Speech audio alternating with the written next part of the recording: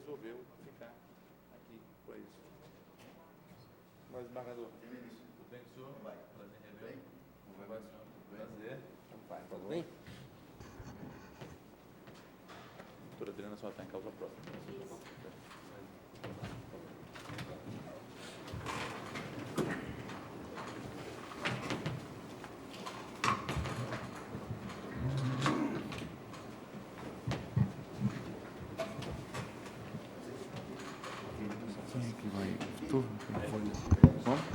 Só inverter.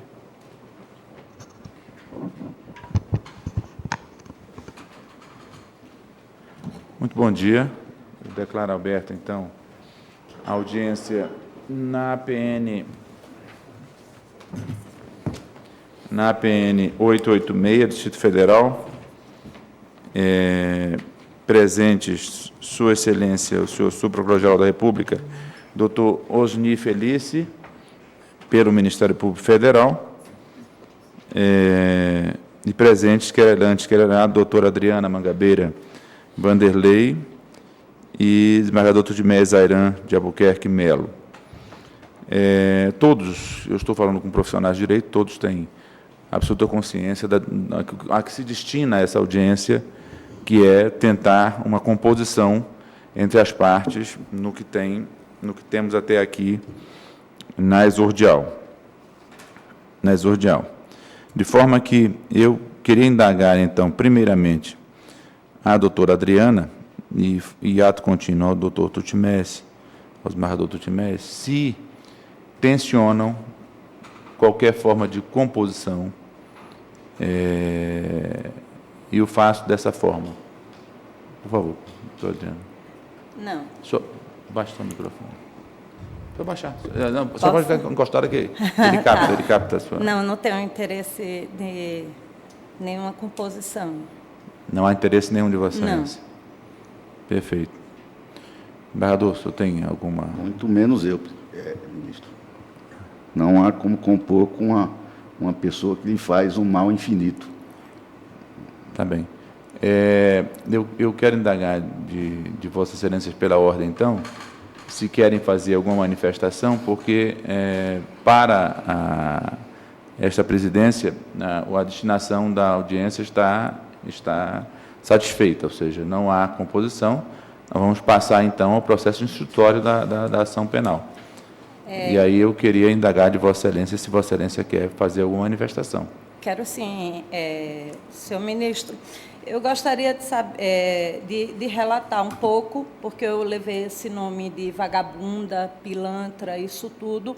Eu gostaria de contar um pouco da história, até mesmo porque eu fui ouvida pelo CNJ lá em Alagoas, a sindicância, que foi designada pelo ministro Otávio Noronha. E, para minha surpresa, quando eu estive com a juíza auxiliar, a doutora Cláudia Andrade, ela percebeu que as fitas que vieram para cá tinha divergência da fita do TJ Alagoas com as fitas originais. Inclusive, eu trouxe tudo original aqui nesse pendrive. E eu queria fazer um breve resumo do que aconteceu lá em Alagoas para chegar nesse ponto. Eu queria saber de Vossa Excelência se eu posso fazer um breve resumo, é uma coisa bem rápida. Pode, eu preciso apenas fazer uma correção. Eu não declinei o nome de Sua Excelência, o eminente advogado. Doutor José Fragoso Cavalcante. Peço desculpas a Vossa Excelência e... Eu era tributarista da Braskem, lá em Alagoas. Trabalhei durante alguns anos. Quando o processo chegou no TRF da 5ª Região, o filho do ex-ministro Castro Meira, o Marco Meira, me procurou, onde ele quis me chantagear, querendo entrar no meu processo. Ao ter uma reunião com o Grupo Odebrecht, eles resolveram que iriam contratar o Marcos Meira e queriam que, naquela época, passasse pela minha conta o importe de 10 milhões de reais, o que eu não aceitei e subestabeleci com reservas, está aqui o subestabelecimento que eu gostaria de juntar aos autos. Perfeito. para o filho do ministro, subestabeleci com reservas, porque era uma ação que eu estava falando de R$1 bilhão de crédito de IPI, onde eu tinha a receber, no trânsito em julgado do processo, R$800 mil. Mais ou menos no ano de 2010, eu verifiquei que essa ação havia transitado em julgado. E aí notifiquei a Odebrecht para me pagar os R$800 mil. Foi então que eles disseram que não iam pagar, que eu entrasse com a ação.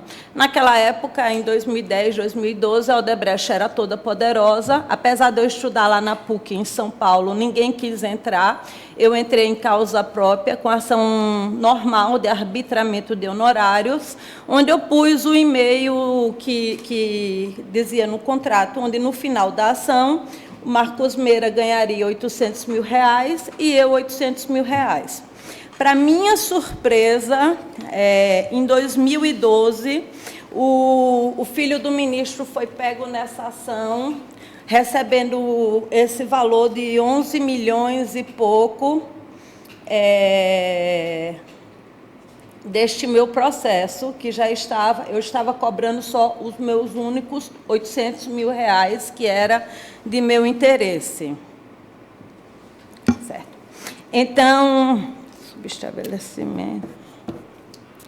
Quando eu entrei contra a Braskem, eles entraram contra mim, com a ação de reconvenção, pedindo para eu pagar para eu devolver R$400 mil que eu havia recebido, alegando que eu era uma simples office boy na Justiça Federal de Alagoas, que o advogado deles era o Marco Meira, essas coisas todas. Está aqui a ação de reconvenção, bem como as custas que eles pagaram, onde fez um processo autônomo de 5 mil e poucos reais, que eu gostaria também de fazer juntada. Está aqui as custas que eles pagaram a pênsion, e aqui a petição inicial, só a capa da reconvenção.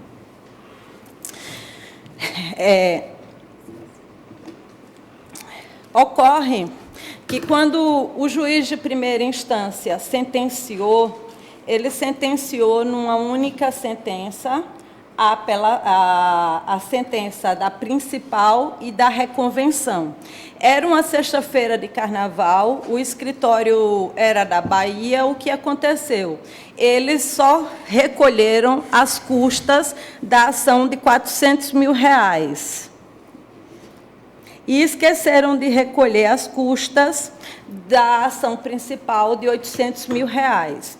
Era código velho, lei velha. Quem fazia o recurso a admissibilidade do recurso era o juiz de primeira instância. O juiz de primeira instância, inseguro com o novo código que já estava para entrar em vigor, falou: o recurso está deserto, porém suba de ofício. Só tinha uma maneira desse recurso subir para o tribunal, se fosse feito um agravo de instrumento, pela Odebrecht não ser a Fazenda Pública Federal. Eu trouxe aqui as custas, o importe que eles pagaram, e aí, aqui, uma tela do computador da vara onde estava, onde diz assim: custas de preparo pendentes, que ela não podia subir o principal.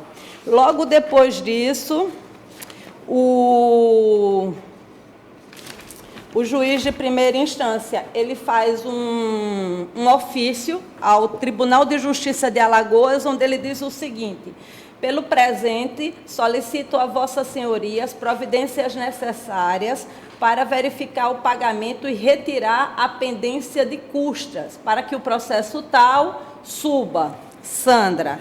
Então, esse processo subiu com base nesse requerimento, pedindo uma dispensa de custas. Enquanto isso, a minha apelação foi distribuída e eu comecei a receber visitas lá no meu apartamento em São Paulo, do irmão do atual presidente do Tribunal de Justiça de Alagoas. Ele se chama Dr. Eduardo Praxedes, acho que ele é bacharel em Direito, alguma coisa assim, onde devia ser mais ou menos setembro, outubro, e ele me dizia que estava falando em nome do escritório, do ex-escritório do Dr. Tutimés, onde, quando ele é desembargador pelo 5º Constitucional, então, quando ele assumiu a vaga de desembargador, ele deixou no lugar dele o enteado dele. Então, o senhor Eduardo Andrade começou a ir na minha casa em São Paulo, não dentro do meu apartamento, mas nas áreas em comum. Eu achando aquilo tudo muito estranho, dizendo que estava trazendo recados do escritório do enteado do desembargador, onde ele estava me cobrando 50% do valor que eu tinha a receber, para que ele dissesse que o meu recurso estava deserto. Eu pedi para fazer algumas filmagens lá. Essas filmagens eu não pus aqui nesse pendrive, porque foram supridas pela própria carta do irmão do presidente do tribunal, onde ele diz que realmente o irmão dele esteve na minha casa em São Paulo, sendo que disse que esteve lá para me visitar, porque eu tenho um problema de rim. Como também ligou várias vezes para minha secretária, dizendo que, como eu tenho esses rins, está aqui a carta do irmão do presidente do tribunal, dizendo que o irmão dele realmente esteve em minha casa. Como eu tenho rins policísticos, meu pai faleceu disso e minha mãe também, eu tenho um hábito de, a cada 90 dias, ficar 3, 4 dias no Sírio-Libanês. Meu irmão está na fila do transplante de um rim. E, graças ao meu esporte, eu estou aqui falando com vocês, eu sou até a mais velha que meu irmão, onde ele trazia recados desse escritório. Como eu comecei a não dar mais conversa, e como eu já tinha gravado tudo, ele começou a ligar para a minha secretária. Na videoconferência que está aqui, ele confessa que ligou para a minha secretária, sendo que ele disse que ligou para saber do meu estado de saúde, o que não existe, porque, na verdade, eu tenho um problema de rim, e se ele quisesse realmente saber de mim, ele teria ligado para mim, porque eu estou aqui falando normalmente e continuo com o meu problema renal. De posse disso tudo, dessas intermediações de 50%, que eu disse que já tinha saído desse processo por causa de corrupção, e que eu não iria entrar nessa. Um outro sócio do escritório, do ex-escritório do desembargador, chamado Nivaldo, procurou um amigo de meu pai e disse: se ela está achando 50% caro, eu faço por 20%, desde que o senhor dê o aval. Aí eu também não aceitei os 20%. Passaram-se para outra pessoa, cobrando 5%. Enquanto isso, ele recebeu o meu recurso no efeito apenas devolutivo, por se tratar de alimentos, eu iniciar uma possível execução provisória, porém, os recados e os encontros continuavam me estressando. Quando eu fui chamada aí num supermercado lá em Maceió, que tem uma cafeteria que se chama Palato, onde um interlocutor dele pediu para eu entregar a ele a importância de R$30 mil, pois ele tinha um restaurante em São Miguel dos Milagres e aquela temporada não tinha dado valor nenhum, estava com prejuízo e precisava pagar umas dívidas trabalhistas, que esse senhor estava um pouco apertado, o senhor podia dar R$30 mil e ele julgaria logo como deserto esse recurso. Foi então que eu disse que não pagaria nem 30, nem nada. Ele efetuou uma ligação na minha frente, inclusive eu já pus até o telefone dele para pedir para quebrar o sigilo telefônico, onde ele ligou e disse: olha, eu estou aqui com ela, e ela disse que não vai pagar. Esse pagamento deste café eu fiz no meu cartão de crédito, para poder eu ter a data e a hora. E saí de lá e fui ao meu advogado e disse: doutor Odair, olha, ele agora mandou me cobrar 30 mil reais. Por coincidência, o doutor Odair, meu advogado, tinha sido meu chefe na usina Cururipe, nós trabalhamos juntos há 23 anos, e era assessor jurídico do Grupo João Lira. E falou assim para mim, eu lhe disse, ele conseguiu quebrar o Grupo João Lira, nomeando o enteado como um síndico, decretou a falência sem ouvir a massa falida. Eu trouxe aqui várias reportagens dele envolvido nessa história do Grupo João Lira, para fazer juntada aqui também. Então, e trouxe também outro problema que ele estava tendo com um outro sócio, um impedimento onde ele queria aposentar o pai do rapaz que trabalha, ex-sócios dele do Ministério Público, para ficar no lugar dele. Aí ele conta, nessa peça, eles contam bem a ligação entre o atual escritório de advocacia e o desembargador. Essa peça, ele faz a narrativa. E aí, nessa dúvida toda, eu procurei o chefe do Ministério Público de Alagoas Estadual.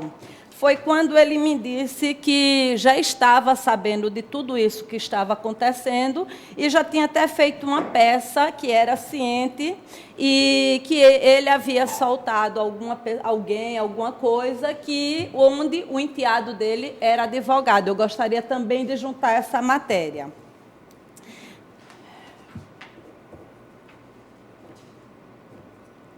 De posse de todas essas informações, eu fiquei um pouco assustada, principalmente quando eu disse que não daria os 30 mil reais. Eu usei o feriado do dia 1º de maio para fazer uma representação ao CNJ, dirigido à ministra Carmen Lúcia, onde eu explicava tudo isso, aqui, mais uma reportagem do Grupo João Lira, que hoje em dia ele não tem nem o que comer por causa desse senhor. No dia 1º de maio, perante todos esses acontecimentos que eu estava sendo assediada, eu fiz um CNJ para a ministra Carmen Lúcia, onde eu relatava tudo isso que estava acontecendo, e eu fiz uma simples petição de juntada, no dia 3 de maio de 2017. Para conhecimento de Vossa Senhoria, segue cópia em anexo do protocolo e ficha de andamento da referida representação. Na verdade, eu não juntei a representação, eu só o comuniquei no dia 3 de maio. Para minha surpresa, eu pedi para ele suspender o processo, porque com a ministra Carmen Lúcia, eu pedi uma liminar para ela fazer uma investigação perante isso tudo que estava acontecendo. Para minha surpresa, ele pautou o processo, ele nem esperou a resposta da ministra Carmen Lúcia, ele pautou o processo para o dia 17 de maio, para julgar. Então, o que foi que eu fiz? Conhecendo a Odebrecht como eu conheço, tendo saído da Odebrecht pelo motivo que eu saí, se eu não estava pagando, eu deduzi que a melhor forma era eu ficar horas no Tribunal de Justiça de Alagoas. Estranhamente, no dia 15 de maio, o meu motorista passou uma mensagem para mim, que o advogado da Odebrecht estava chegando, acompanhado de outro advogado que estava entrando com uma mala, 15 de maio, numa segunda-feira. Quando eu chamei todo mundo, chamei o meu advogado, o doutor Odair, pedi um amigo que estava do meu lado, um colega advogado, para ficar ali, para servir de testemunha. Chamei minha secretária, porque a turma dele é composta. No terceiro no segundo andar. Ele, de frente para o desembargador Torinho, e um deles fica no segundo andar. Eu pedi para minha secretária descer para o segundo andar para ver se aquela mala só iria entrar dentro do gabinete dele. E foi o que aconteceu. Eu fiz a foto e pensei que o doutor Renato Muniz tinha ido a Maceió fazer a sustentação oral. Para minha surpresa, no dia 17 de maio, o doutor Renato Muniz não fez a sustentação oral, quem fez foi o correspondente de Alagoas. Aí eu fiquei pensando, o que é que esse rapaz veio fazer de Maceió para cá?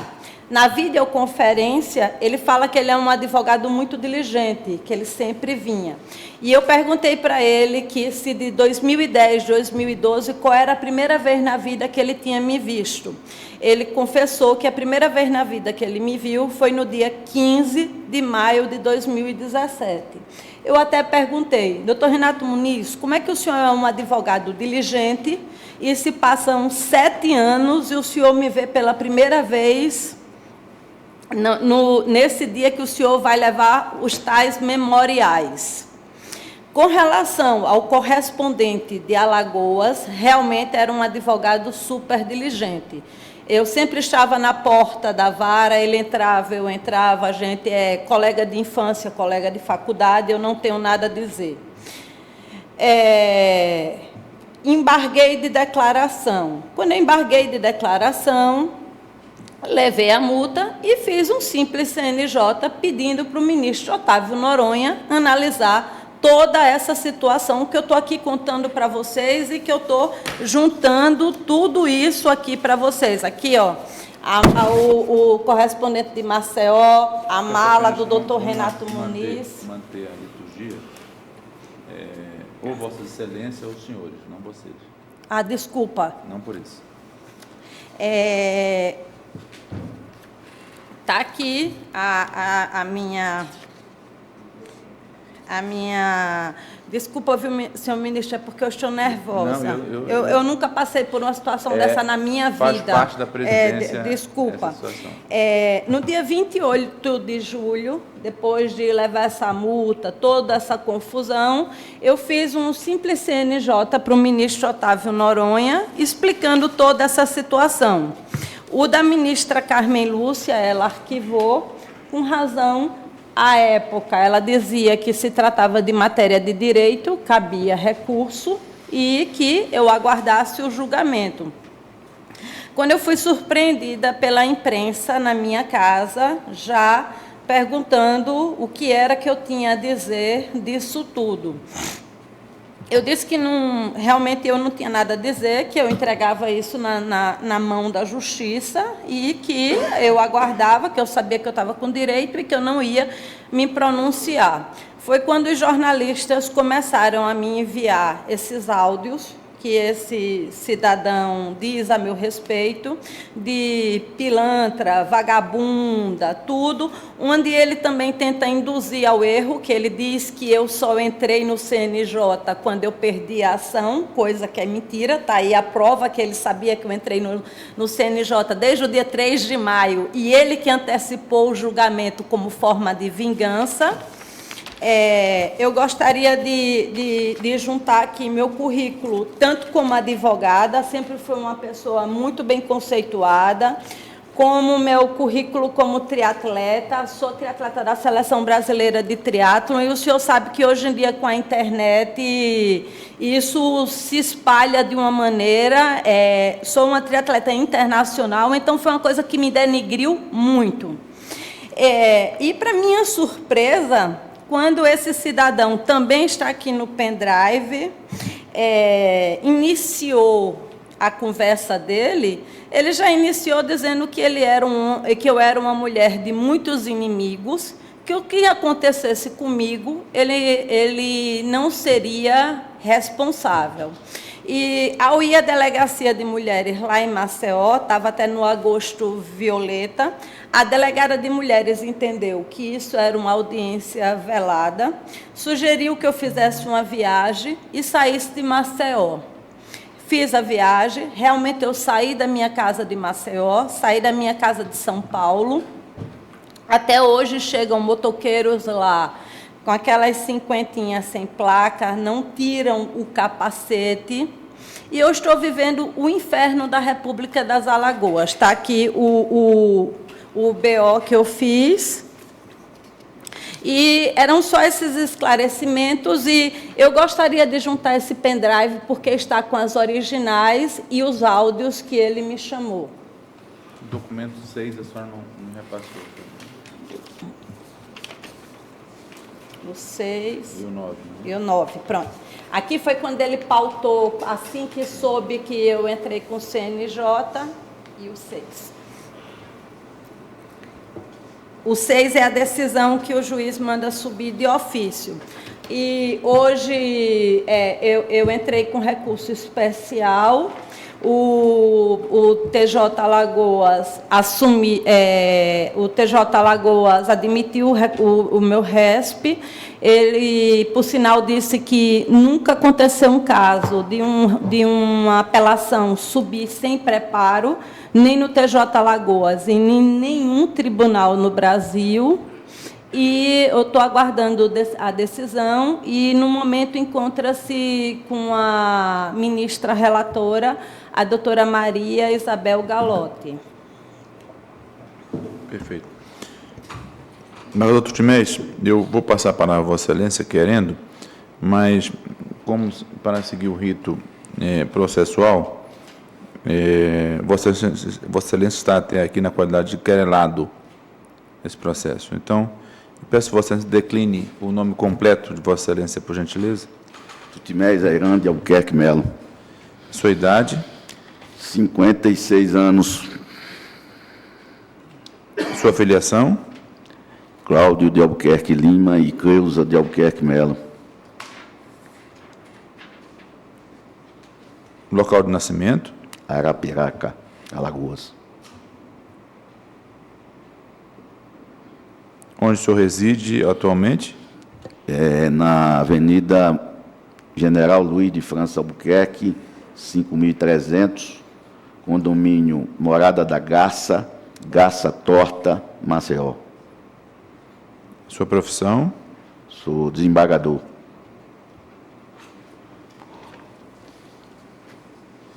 O senhor já foi preso, respondeu ou responde a outros processos criminais? Não, não.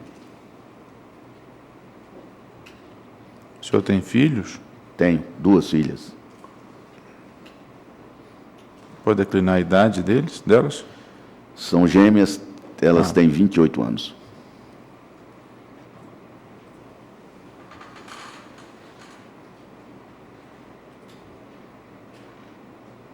Não são pessoas com necessidades especiais? Não. A indagação em razão de dispositivo de lei da 13.257. Doutor Timés, Vossa Excelência tem a palavra querendo. Vossa Excelência e, pela ordem, o eminente advogado. Eu vou contar a história, ministro. Inicialmente, registrar assim, uma marca da querelante, né? Ela procura ilamear as pessoas e as instituições, né? Sugeriu aqui, perante Vossa Excelência, nesta audiência, que o TJ Alagoas falsificou, né, a oitiva, né, das pessoas que foram ouvidas em sindicância, né? Essa é uma coisa assim absolutamente abjeta, né? Que é digno de repúdio, né? Queria fazer esse registro inicialmente e contar a história do processo que gerou essa queixa-crime. Ela entrou com uma ação de arbitramento de honorários. Vou resumir, né? Coisa muito, porque é uma ação assim relativamente muito simples, né? A Braskem foi ao processo, contestou a ação, fez a reconvenção, disse que uma parte tinha sido paga, uma parte do trabalho dela tinha sido pago, e a outra parte era condicionada ao êxito, porque tratava-se daquelas ações de crédito de IPI, né? Você só paga quando você, de alguma forma, se beneficia dele. E a Braskem, o que é que fez? Pediu que fosse produzida uma perícia para saber se efetivamente tinha obtido algum êxito, algum benefício dessa compensação. E, estranhamente, o juiz de primeira instância julgou o processo de forma antecipada não deu direito a Braskem de produzir prova alguma e sequer na decisão, ministro, se pronunciou sobre 2 incidentes suscitados pela Braskem. Foi um incidente contra o valor da causa, incidente contra a gratuidade da justiça que foi reconhecida a ela. O processo veio a mim, houve apelação, o juiz julgou, houve apelação, o processo veio a mim. Quando o processo veio a mim, obviamente, o que é que eu fiz? Eu pautei apelação. A apelação por unanimidade, voto meu, voto condutor, seguido pelo vereador Fábio Bittencourt e do vereador Fernando Torim. A unanimidade, o que é que nós decidimos? Olha, o procedimento está errado, o processo tem que voltar para a primeira instância, para que a prova da Braskem seja produzida e depois o juiz vai julgar. Produzir uma nova decisão. Não dissemos se ela tinha direito, se ela não tinha direito aos honorários que ela pretendia. Em nenhum momento. Quando eu recebi o recurso de apelação no efeito suspensivo, no efeito meramente devolutivo, sob o argumento de que tratava-se de verba alimentar, honorários advocatícios, a Braskem, naturalmente, entrou com agravo interno. E, quando entrou com agravo interno, me fez ver algumas questões que me chamaram, assim, muita atenção. Além da questão de mérito, propriamente, quer dizer, o cerceamento do direito de defesa, uma questão me chamou muita atenção. Ela omitiu a existência do contrato. E ela omitiu que tinha recebido uma parte do dinheiro.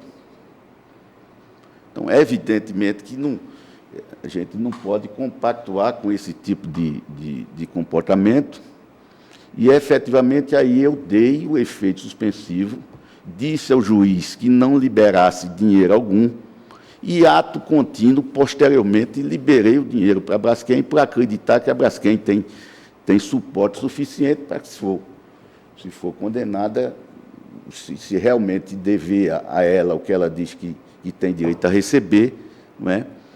A Braskem vai lá e paga. Então, uma situação absolutamente simples. Então, eu acho, senhor ministro, que ela estava contando com esse dinheiro. Quando eu determinei que o dinheiro não podia sair, eu acho que ela endoidou, né? Ela endoidou, e aí começou essa história, ministro, que é um inferno na minha vida. Doravante, eu não tenho mais sossego nem paz por causa disso. Não é? Logo eu. A minha história, o senhor sabe um pouco, nunca fui um homem ligado a dinheiro, nunca mirei isso. Até hoje só tenho uma casa, que é a casa que eu moro, que eu obtive quando era advogado, passei 7 anos pagando a casa que moro. Sou um desembargador de pouquíssimos recursos e está suportando uma história dessa. Quando ela sabe, ministro, ela tem consciência disso. Ela sabe que eu não tenho nada a ver com isso. Não pedi e muito menos autorizei qualquer pessoa a pedir dinheiro em meu nome. E digo mais ao senhor, se o senhor quiser reforçar a sua convicção, eu coloco meus sigilos todos, quebro, inclusive, retroativamente, o senhor pode quebrar tudo, investigar tudo. O senhor vai ver que na minha conta não tem dinheiro desonesto. Vivo do meu salário, como desembargador e como professor da Universidade Federal de Alagoas. Absurdo, de forma muito simples, de forma muito honesta, sempre foi assim, não é? A minha história pessoal é um claro exemplo disso. Então, ela tem, por prática, caluniar as pessoas. Já representou 4 ou 5 juízes lá. É uma pessoa que anda Se ela entrar para conversar, ela entra para gravar, para maldizer, para amaldiçoar, não é? Essa moça, a moça lá que faz o preparo das apelações, ela ameaçou a moça. Ela ameaçou para a moça dizer que a apelação da Braskem estava deserta quando não estava. Tá lá o depoimento da moça. Foi ameaçada, uma simples funcionária lá do Tribunal do Setor de Contadoria, que, aliás, eu nem conheço, né? Me chega com uma história agora é uma história nova, do João Lira, né? Processo João Lira. Processo João Lira, eu fui designado relator, veio para mim.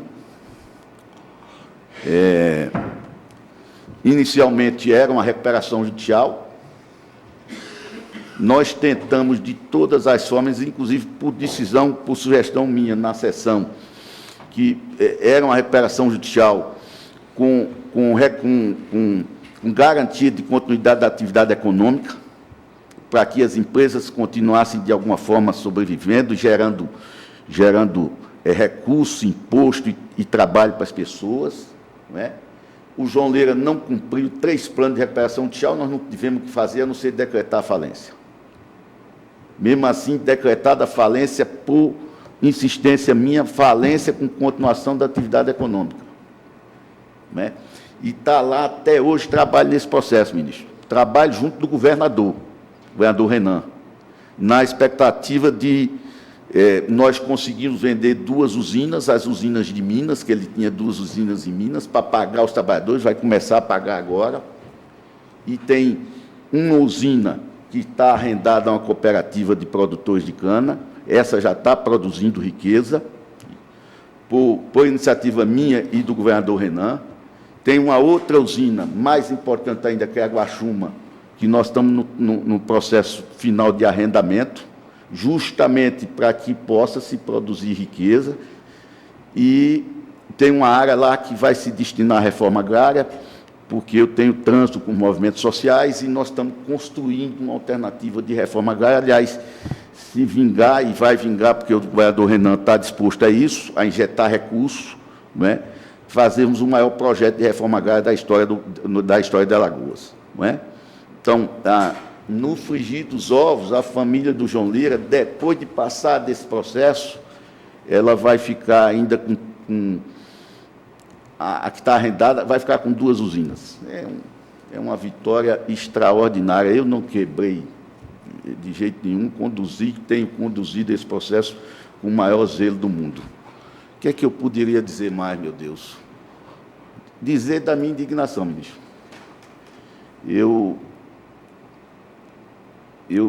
Nesse processo, eu tenho a indignação dos inocentes.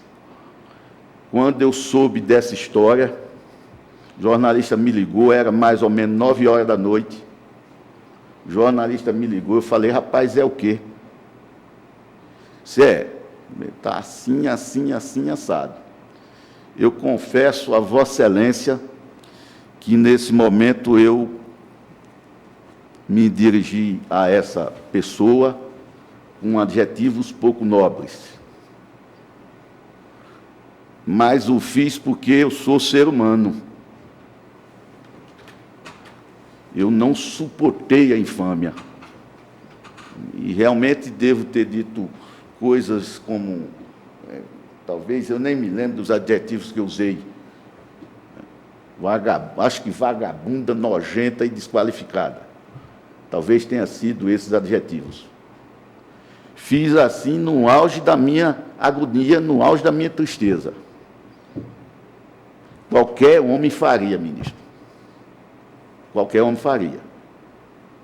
A injustiça que eu estou sendo vítima. E o que é pior, no fundo, ela sabe, ministro. Ela sabe disso. Eu vou contar uma história de um outro processo, por favor, que eu fiz para essa moça. Eu vou contar uma história, num outro processo, por favor, que eu fiz para essa moça. E a paga que ela me deu foi essa. Vou contar a história. Chegou um processo lá da mãe dela,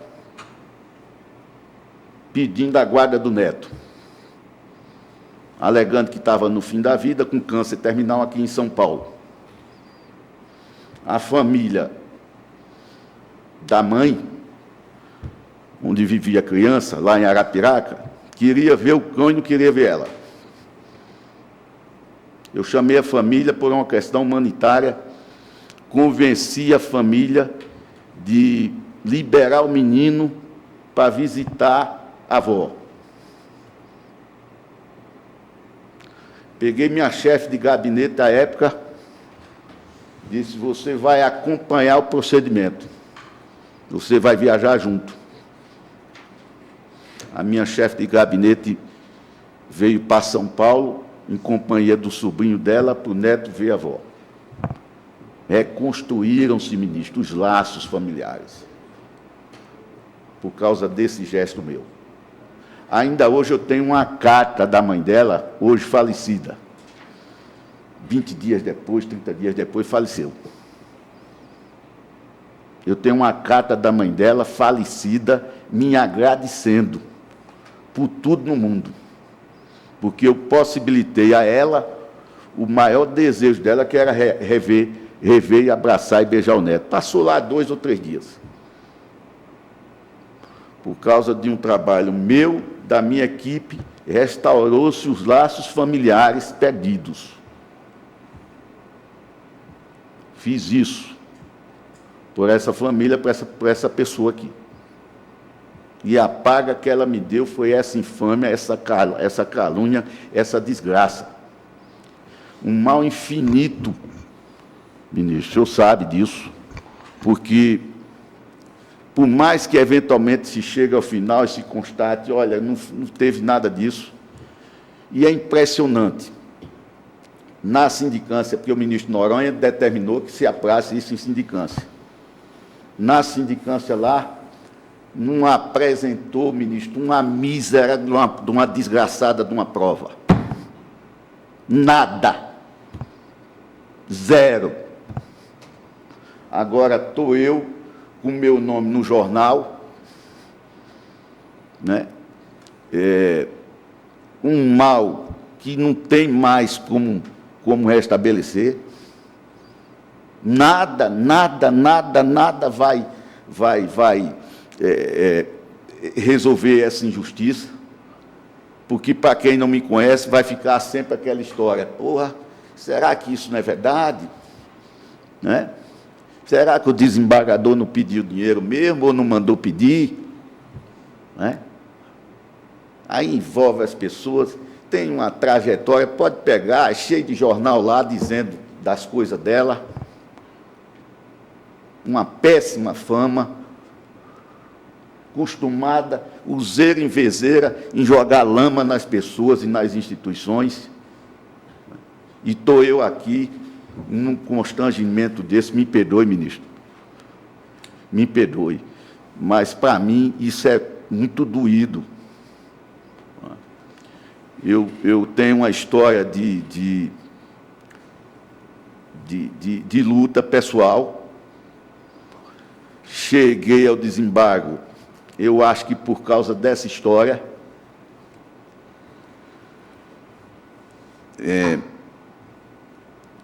Sempre fui um cara desapegado de bens materiais, não tenho fortuna, como eu disse, só tenho uma casa para morar. E estou eu aqui envolvido nessa infâmia, nessa desgraça, né, trazida por uma pessoa que, me perdoe, ela é um exemplar do que a humanidade não pode ser. Ela é um exemplo da decadência da humanidade. Tudo quanto não presta, né? De maledicência, armação, calúnia, né? Tudo. De modo que eu até peço desculpas a Vossa Excelência por causa desse desabafo, mas eu estava, como ainda estou. Na minha terra tem uma frase assim: a gente tem coisa que a gente engole, mas não cospe. Nem enquanto eu não cuspi isso, ministro, eu vou dizer uma coisa: para restaurar a minha paz, vai demorar um pouco, viu? Vai demorar um pouco. É mais ou menos isso que eu tinha que dizer, ministro. Talvez, se faltou alguma coisa, doutor, e me desculpe mais uma vez talvez por excesso, por emoção, enfim. Gentileza. A audiência pretende reservar as partes para conciliação. As partes já fizeram as suas considerações. Nós vamos seguir com o processo na defesa do legítimo interesse. Perfeito. Tosni, Vossa Excelência quer ver? Não? Eu vou declarar encerrada, então, a audiência. Não, doutora, porque não, de forma alguma, não. Agora não. A senhora, para um profissional de direito, a senhora há de convir que agora vamos à fase instrutória e toda e qualquer contestação de Vossa Excelência ou do senhor desembargador e de Vossa Excelência, eminente advogada, se dará na instrução processual. Neste momento da audiência, ela não se destina a isso, já que Vossa Excelência optou por não haver conciliação e Sua Excelência também optou por não haver conciliação. Em razão deste fato... Eu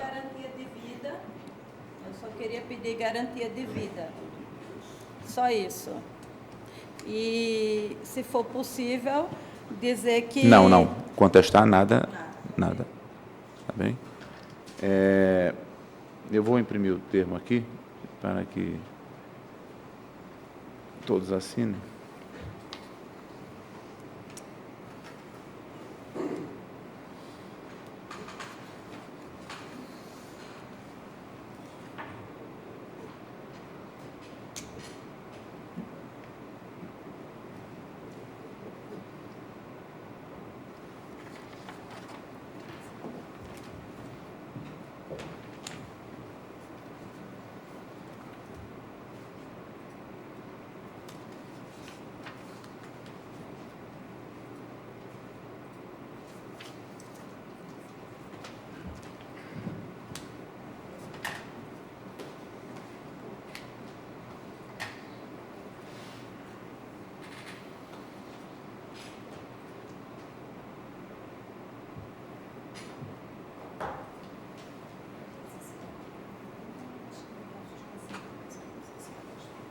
Vânia. Ok, obrigada.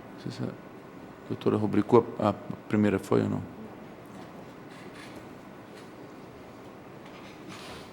Obrigado.